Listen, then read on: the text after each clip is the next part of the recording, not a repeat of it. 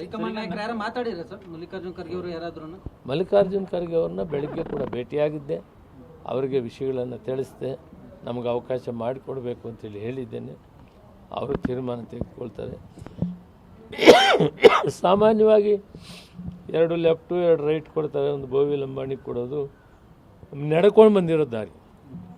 ಈ ಸಂದರ್ಭದಲ್ಲಿ ಒಂದು ಚಿತ್ರದುರ್ಗ ಅನೌನ್ಸ್ ಮಾಡಿದ್ದಾರೆ. ಬಹುತೇಕ ಇಲ್ಲಿ 7 ಸಾರಿ 8 ಸಾರಿ ಕೊಟ್ಟಾಗ ಕೂಡ ಲೆಫ್ಟ್ನವರೇ ಗೆದ್ದಿದ್ದೇವೆ, ಗೆಲ್ಲಿಲ್ಲ ಅಂತಿಲ್ಲ.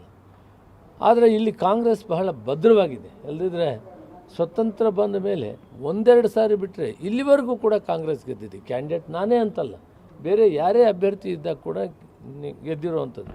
ಆದರೆ 7 ಸಾರಿ ಯಾರು ಒಟ್ಟಿಗೆ ಗೆದ್ದಿರೋವಂಥ ಸಂದರ್ಭ, ಒಬ್ಬರು ನಮ್ಮ ಜಾಫರ್ ಶರೀಫ್ ಸಾಹೇಬರು, ಒಬ್ಬರು ಶಂಕರಾನಂದ್ ಬಿಟ್ಟರೆ ಇಡೀ ರಾಜ್ಯದಲ್ಲಿ, ಅದು ಇಂದಿರಾ ಗಾಂಧಿ ಕಾಲದಲ್ಲಿ, ಇಂದಿರಾ ಗಾಂಧಿ ಕಾಲ ಆದಮೇಲೆ ಕೂಡ ಇವತ್ತು ಜನ ನನ್ನನ್ನು ಕೈ ಹಿಡಿದ ಅಂದರೆ ಒಂದು ವರ್ಗ ಅಲ್ಲ, ಒಂದು ಉಪಜಾತಿ ಅಲ್ಲ, ಎಲ್ಲ ಸಮುದಾಯಗಳು ಸೇರಿ ನನಗೆ ಆಶೀರ್ವಾದ ಮಾಡಿದ್ರಿಂದ 7 ಸಾರಿ ಗೆಲ್ಲಕ್ಕಾಯಿತು.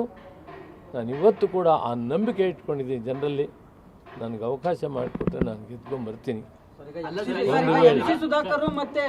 ನೋಡಿ, ನಾನು ಇನ್ನೊಂದು ಹೇಳ್ತೀನಿ. ನಾನು ಹೇಳೋದು ನಿಮ್ಮ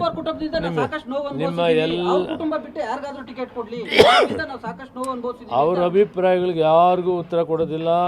ಸುಧಾಕರ್ ಮಂತ್ರಿ ಇದ್ದಾನೆ, ಅವ್ರವ್ರ ಇಷ್ಟ ಬಂದಿದ್ದು ಅವ್ರ ತೀರ್ಮಾನಗಳು ತಗೊಳ್ಳಿ. ನಾನು ಒಂದೇ ಮಾತಿನಲ್ಲಿರ್ತೀನಿ. ನನಗೆ ಯಾವ ಪ್ರಶ್ನೆಗೂ ನಾನು ಉತ್ತರ ಕೊಡಲ್ಲ. ಒಂದೇ ಪ್ರಶ್ನೆ ನಾನು ಅಪೀಲ್ ಮಾಡ್ತೀನಿ. ಕಾಂಗ್ರೆಸ್ ಪಕ್ಷ ಕರ್ನಾಟಕ ರಾಜ್ಯದಲ್ಲಿ ಮತ್ತೆ ಪಾರ್ಲಿಮೆಂಟನ್ನು ಗೆಲ್ಲಬೇಕು. ಅತ್ಯುತ್ತಮವಾದಂಥ ಕಾರ್ಯಕ್ರಮವನ್ನು ಮ್ಯಾನಿಫೆಸ್ಟೋಲ್ಲಿದ್ದವು ಕೊಟ್ಟಿದ್ದೀವಿ. 5 ಗ್ಯಾರಂಟಿಯನ್ನು ಕೊಟ್ಟು ಜಾರಿ ಮಾಡಿದ್ದೀವಿ. ಮುಖ್ಯಮಂತ್ರಿಗಳು ಉಪಮುಖ್ಯಮಂತ್ರಿಗಳು ಈ ಕೆಲಸವನ್ನು ಯಶಸ್ವಿಯಾಗಿ ಮಾಡಿದ್ದಾರೆ. ನಾವೆಲ್ಲ ಪಾತ್ರವಹಿಸಿ ಕೆಲಸ ಮಾಡಿದ್ದೀವಿ. ಗೆಲ್ಲೋದು ಅನುಕೂಲವಾಗಿದೆ. ನಾವು ಎಲ್ಲ ಸೀಟುಗಳು ಗೆಲ್ಲುವಂಥ ಪ್ರಯತ್ನ ಮಾಡೋಣ. ನಾನು ಎಷ್ಟು ಜನ ಇವತ್ತು ರಾಜೀನಾಮೆ ಕೊಡೋಕ್ಕೆ ಹೋಗಿದ್ದಾರೆ ಅವ್ರ ಬಗ್ಗೆ ನಾನು ಚಕಾರ ಎತ್ತೋದಿಲ್ಲ.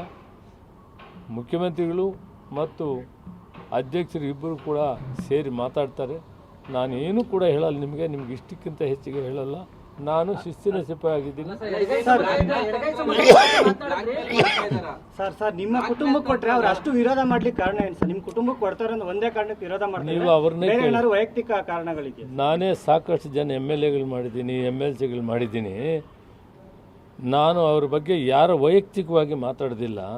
ಬಹುತೇಕ ನೀವೇ ಅವ್ರ ಹತ್ರ ಹೋದರೆ ಏನೇನು ತೊಂದರೆಗಳಾಗಿದೆ ಅಂತ ತಿಳ್ಕೊಂಡ್ರೆ ಅವಾಗ ನಾನು ಉತ್ತರ ಹೇಳ್ಬೋದು. ನನ್ನ ಪ್ರಕಾರ ನಾನು ಯಾರಿಗೂ ಏನೂ ತೊಂದರೆ ಮಾಡಿಲ್ಲ.